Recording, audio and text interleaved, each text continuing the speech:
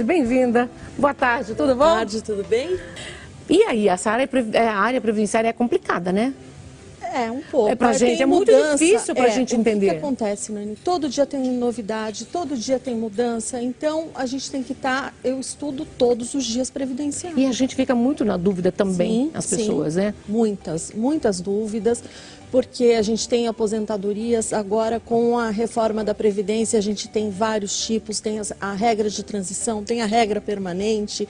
Aí fala um pouco pra gente tudo, explica as novidades. Sim, o que acontece? A gente já teve uma reforma em 2019 e agora a gente já está a caminho de outra, tá? Sério? Sério.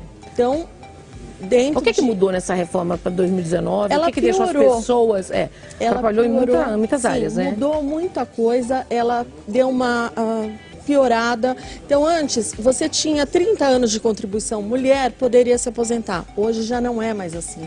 Hoje Tem as regras de transição, vai depender da sua idade, do tempo de contribuição, tem o pedágio de 50%. Então, a gente tem várias pontes para chegar, para explicar, vários acessos para chegar na aposentadoria. Então, uma delas é o pedágio de 50%. Se em 2019... tanto o homem para os 35 anos como a mulher para os 30, se faltasse 2 anos de contribuição, aí teria que cumprir o pedágio de 50%. Então, ou seja, faltavam 2 anos, passaram a faltar 3 em 2019.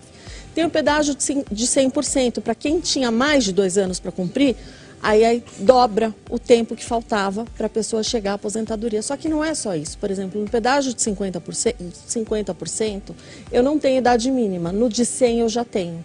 Então, mulher 57, homem 60. Então, por aí são as regras de transição. Então, uma aposentadoria antes, a gente calculava o tempo, tem tempo, ok, não tem. Não. Agora não, a gente tem várias opções. E às vezes uma opção no pedágio de 50%, você vai receber um valor muito menor. Como funciona o pedágio? O pedágio, então, o de 50% incide o fator previdenciário. No de 100%, a sua aposentadoria integral. Então, muitas vezes, vale a pena você esperar um pouco para chegar ao de 100%. Por isso, todo o planejamento que a gente faz, a gente coloca todas as regras. A gente verifica a situação da pessoa, coloca todas as regras para que a pessoa possa obter o melhor benefício possível e no menor tempo. E vamos falar então aqui, a gente está falando, gente, olha só, são das áreas previdenciárias. Então, se você tem alguma pergunta, eu sei que todo mundo fica na dúvida na hora da aposentadoria, desaposentação, reajuste, o que fazer para aposentar, colocaram tudo virtual. É mais difícil sim, entendeu? Principalmente quando entra na parte da aposentadoria, né, que nossos idosos, tem muita gente que não sabe mexer na internet e fica mais complicado. E todo mundo tem muita dúvida. Então, de que forma os segurados também podem provar o abalo psicológico financeiro sofrido para você conseguir obter indenização por danos morais em processos previdenciários. Eu vou ler, não sou de ficar lendo perguntas não, mas como é uma área muito técnica, muito prática e que pode ser o problema que está acontecendo na sua situação quando se trata da área previdenciária, eu vou fazer perguntas bem claras e você, claro, também aproveita e esclareça, para a gente poder ter ao pé da letra direitinho. Claro. O dano moral, o que acontece? Eu vou lá, eu trabalhei 30 anos, trabalhei 30 anos, eu cumpri o pedágio, eu já tenho mais de 57 anos de idade, é um exemplo, eu não tenho, só para... Aí o que acontece? Eu vou lá e peço aposentadoria, o INSS nega. E eu parei de trabalhar, eu já estou precisando daquele dinheiro, eu entro em depressão, eu fico doente. Então, o que acontece? Isso é dano moral, porque o INSS negou um direito, aí eu entro de novo, consigo, e depois eu entro com uma ação de danos morais contra o INSS. Que deve ser muito difícil também conseguir, né? Não, a gente já tem, antigamente era mais difícil, agora a gente já tem aí várias ações com danos morais, porque o que acontece? Eu tenho um cliente que morreu. Ele teve a negativa e acabou morrendo. E aí? Quanto vale uma vida? Porque a pessoa teve um AVC e morreu. Pra gente vale muita coisa, mas tem pessoas que não importam muito com a gente. Agora, por isso que é o dano moral previdenciário, porque é justamente se todo mundo começar a entrar com dano moral, que teve um direito seu, porque é um seguro o INSS, você paga, mas é um seguro. Então você tem obrigação depois, quando você pede, eles têm a obrigação de conceder. Você vai lá, você toma uma negativa, você está longe do seu direito. E cada vez eles pedem muita coisa. Tá ficando mais difícil cada vez mais. Cada dia pior. De 2019 complicou muito. Muito. Assim, as pessoas não entendem. Às vezes... Aí fala, é o maior...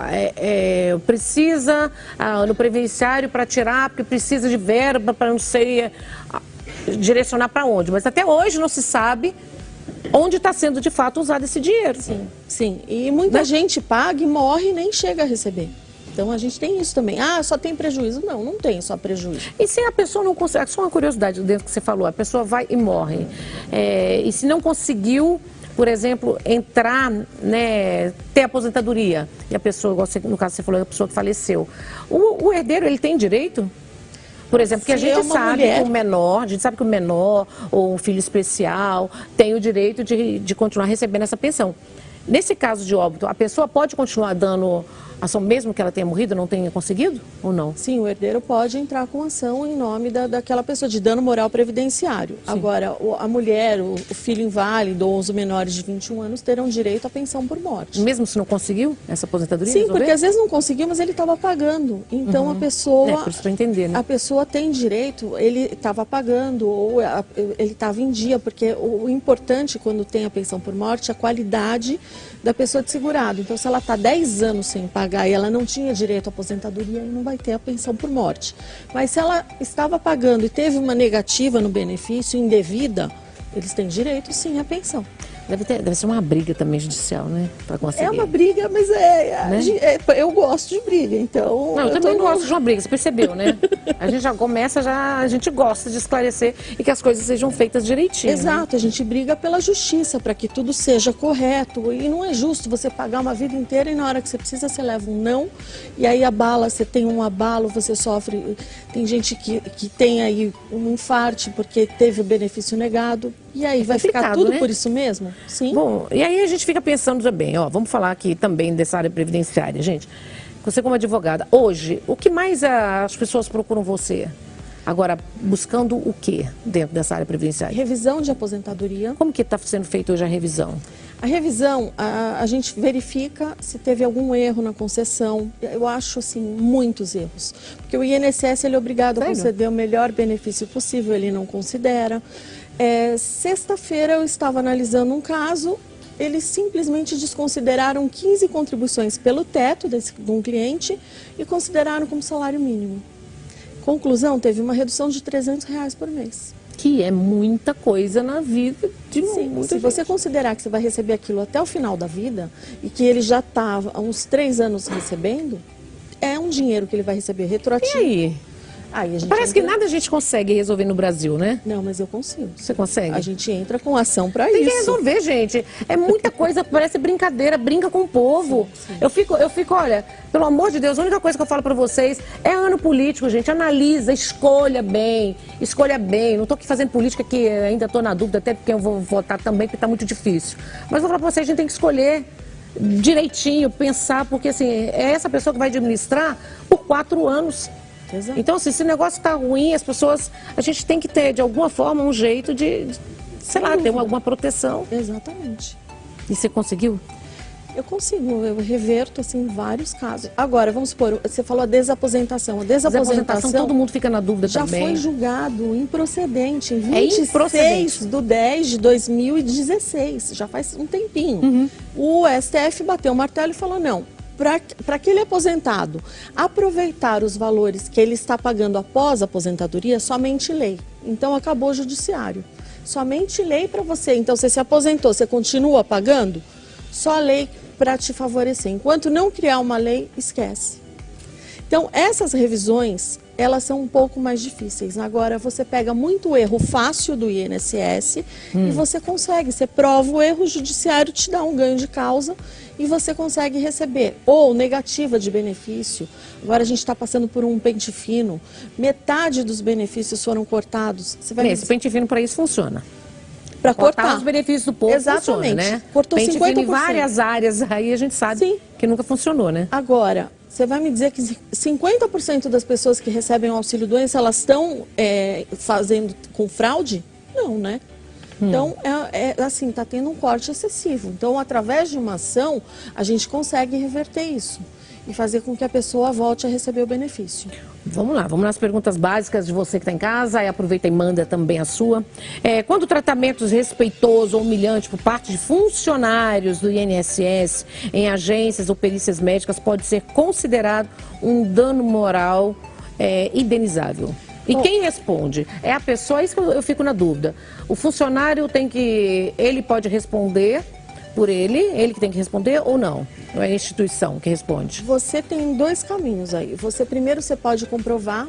O que a pessoa pode fazer? Isso é discutível, mas é uma forma de você comprovar que você foi lesado, que você foi humilhado, que você passou algum vexame durante a perícia. Então você grava a perícia, depois você vai fazer uma degravação, que vai escrever tudo que foi gravado e vai fazer uma ata notarial. Isso vira um documento com fé pública.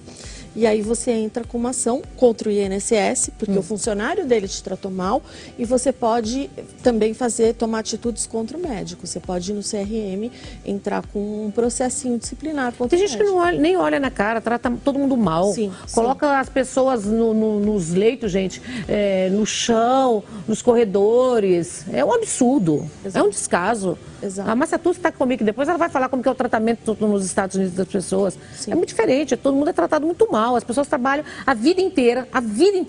O momento que seria, né, na velhice, ou na melhor idade, na terceira idade, o que queira falar, que precisa de um apoio, de um respaldo, é tudo tratado muito mal, o nosso idoso é tratado mal. Exato, muito mal. E isso acontece e a gente evita, através do dano moral previdenciário, é uma forma da pessoa até se policiar. Porque a pessoa está de mau humor, a gente fica, todo mundo fica, mas você não pode descontar. Você não pode descontar no coitado que foi lá pedir um benefício, o coitado que está lá foi pedir aposentadoria. Se nós, advogados, a gente vai no INSS às vezes, a gente já quase deve apanha. levar umas também? Já leva umas feias, viu? E sabendo que a gente conhece a lei, que a gente pode tomar providências. O que a pessoa pode fazer na hora? Você pode chamar a polícia? Dependendo, sim. Se você foi... Agora, você não pode, o que muita gente faz é simplesmente ofender o funcionário. Ele é funcionário público, você responde por desacato. Já vi quebrar tudo também, né? Já acontece. Perde Tanto direito, que né? o perito do INSS, embaixo da mesa, ele tem um botão. Então, quando a pessoa parte para cima, ele com o joelho, ele toca assim nesse botão e já vem todos os seguranças da agência para defender o médico. Então, acontece, eles apanham bastante. E tanto que não dá o resultado na hora. Você fala, eu passei, ele fala, aguarde na sua casa, você verifica às 11 da noite. Para não apanhar, então tem tudo isso. Agora, você tem que se defender. Não pode desacatar o funcionário público, que a pessoa já aconteceu, de colegas perderem a cabeça, advogados, e eu precisar ir na delegacia ajudar, porque a pessoa teve que pagar cesta básica, responder o processo criminal, complicado. Provavelmente essa pessoa vai perder, vai sair em desvantagem. Sim. E vai ter que pagar ainda uma indenização depois, né? Sim, teve que pagar. Que complicado. Né? Não pode, tem que se segurar. Você pode gravar, você pode reclamar na ouvidoria, você pode entrar com ação, mas não pode xingar a pessoa. Não revide, porque se você revidar, aí você se complica. Porque você perde seus direitos. Exatamente. E vai passar a jogar salário no final da fila de novo. Perfeitamente. Né? É muito esse jeitinho brasileiro, né? Sim. Então a gente precisa tomar medidas para evitar que esse tipo de situação ocorra. Tem que verificar também os funcionários, né? Sim. Tem que jogar, sim, tem que prestar ocorrência, fazer boletim de ocorrência, mostrar ouvidoria, falar que está sendo maltratado. Sim. Porque tem que movimentar, mas toda vez que acontecer isso com você tem que reclamar, tem que fazer ser ouvido também. Eu vejo muita gente que sofre tudo isso e fica em silêncio, né? Em silêncio. Então isso facilita a conduta da pessoa. Exatamente. Então a gente precisa impedir que isso ocorra. Maravilhosa Tatiana Acosta Marquetrin, advogada. Olha o nome difícil, hein? O apresentador sofre com os nomes aqui, os sobrenomes. Vou falar, maravilhosa. Onde nós encontramos você nas redes sociais? Você coloca muitas dicas lá também? Coloco, eu estou no TikTok, Ragosta Advocacia. Eu tô também no TikTok, no Instagram, @Ragosta Advocacia. Então é fácil me encontrar nas redes sociais. Só procurar Tatiana Ragosta e que você me encontra. Também fomos colegas aí, fiz programa de rádio, então delícia, é fácil, né? De me encontrar, é uma delícia. Obrigada, viu, meu amor? Eu que agradeço. Volta mais vezes, tá? Sim, voltarei. Muito bom esclarecer dúvidas, viu?